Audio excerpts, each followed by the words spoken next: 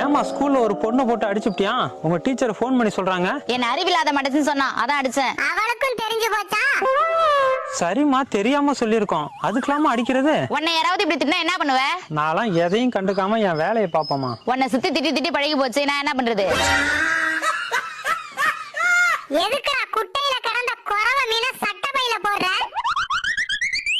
சித்தப்பா, இங்கு போட்டது என்ன விலை அதிகமா?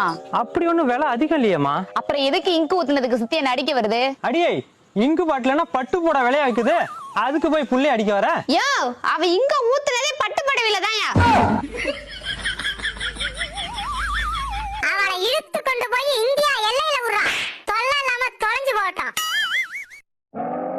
என்னடி அம்மா, மூஞ்சில 300 கிலோ கோத்தோட உட்கார்ந்திருக்க? 5 வளையாது 50 வளையுமோன்னு எங்க டீச்சர் கேட்டாங்க. நான் வளைஞ்சிருக்குன்னு சொன்னேன். அதுக்கு என்ன வெளியே நிக்க வச்சுட்டாங்க. எதடி வளைஞ்சிருக்குன்னு சொன்ன? எங்க தாத்தா